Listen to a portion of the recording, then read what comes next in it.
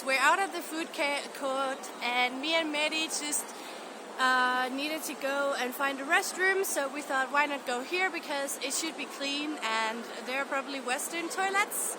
So yeah, we walked inside and I knew it was big, but then we walked around the corner and this is just half of the center. This is this is half of the shopping mall. We just came from the other half, and yeah, it's just like I've seen these malls before, but it's just crazy how it's so big. I'm still surprised. Like in my town we have a 2-story mall, and that's the first one in the whole region. So yeah, going here you can find one on every single corner, which is just, it's great for us who are looking for Western toilets, clean Western toilets. So anyway, we had some nice food in the food court, but now we just needed a little bit more peace and quiet, a little more cleanliness. Going in now, we found it.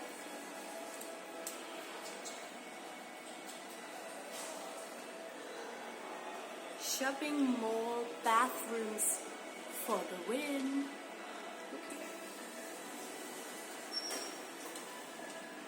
And there's even toilet paper. Guys, I spent too many minutes on my video taking you guys to the restroom. It's really random. Sorry.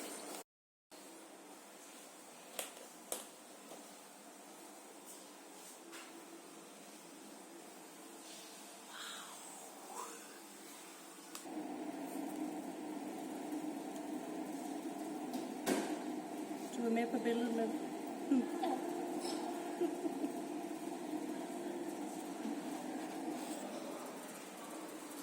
Found her horse outside a restaurant with 2 big teddy bears.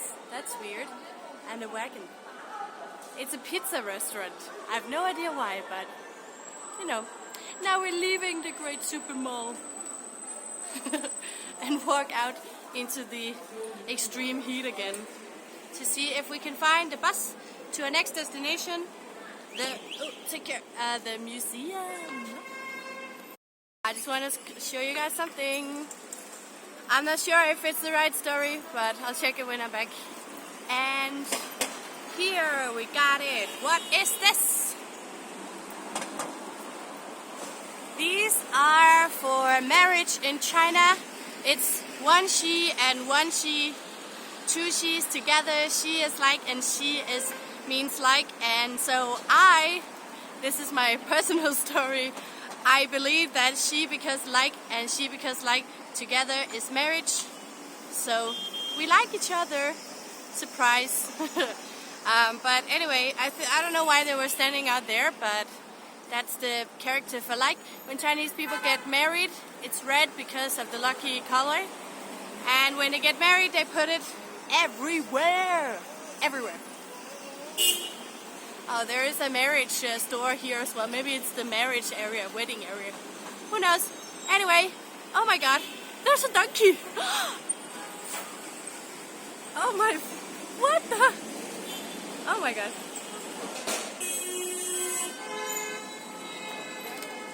He's just waiting here. Wow, so that's the first time in a really long time that I've seen a donkey in China standing in the middle of a big town or city. I know I've seen it in Shenyang before, but that was in 2012, and I've seen it in Beijing in 2012, but it's not common at all anymore, not in these towns. So that was pretty cool because I was just filming and then a donkey! Anyway, we're still walking towards the bus. Yet another store.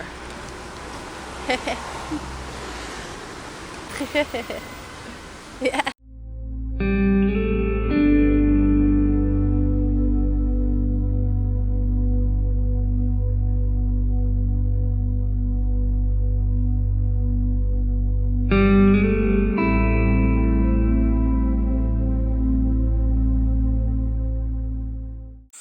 Waiting for the toilet to stop being noisy. so I can start filming.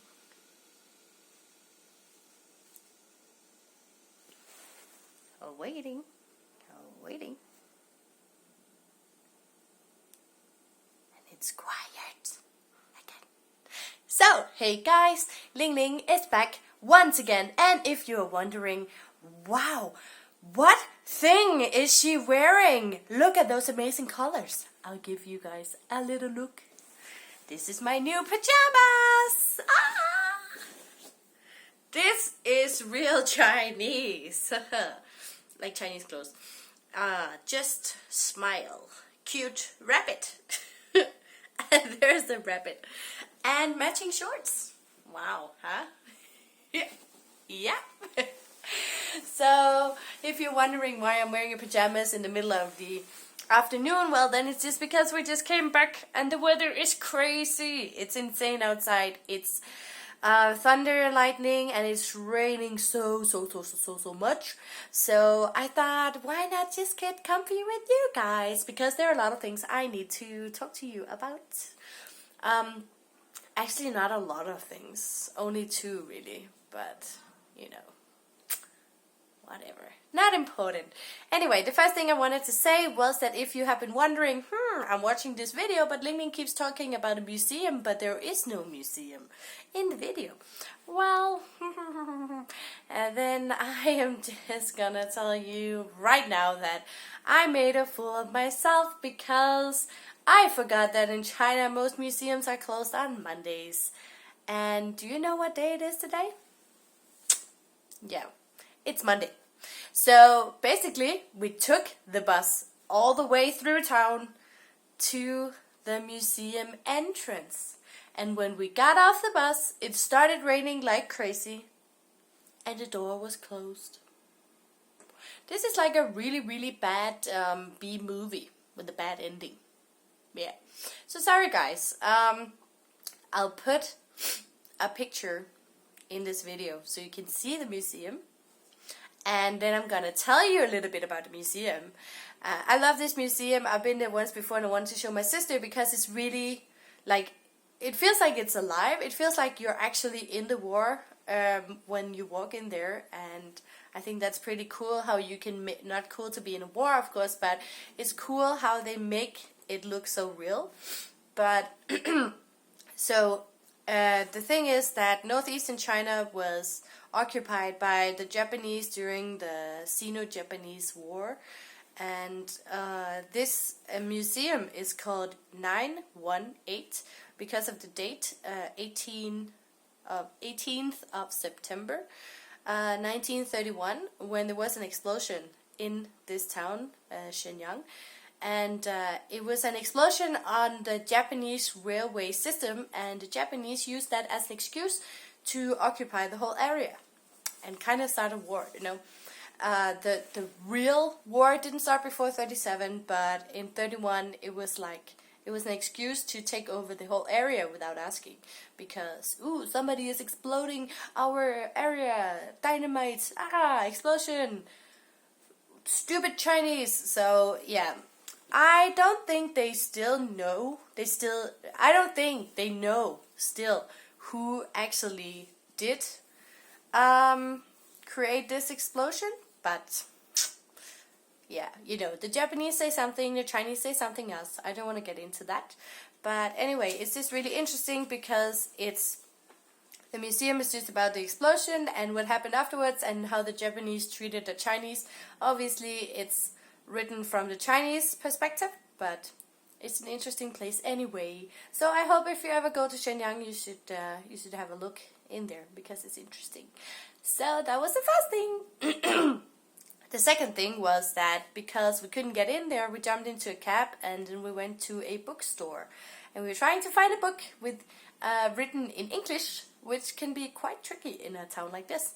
So we found a massively big bookstore, and there were like 3 or 4 floors.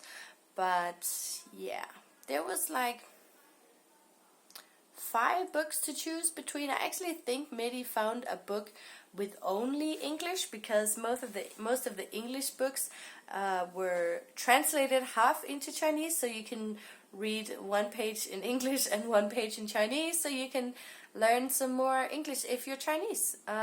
Yeah, so that was quite a bit of a struggle, and the only books we found were like Jane Eyre and Charles Dickens, and they're probably good books, but I don't know, we're more for more modern books. So what happened in there was that I was looking at a Chinese book, and then this Chinese girl, she came over and she just like stared at me, you know, in my face, like, hi! And she was like, can you read Chinese characters?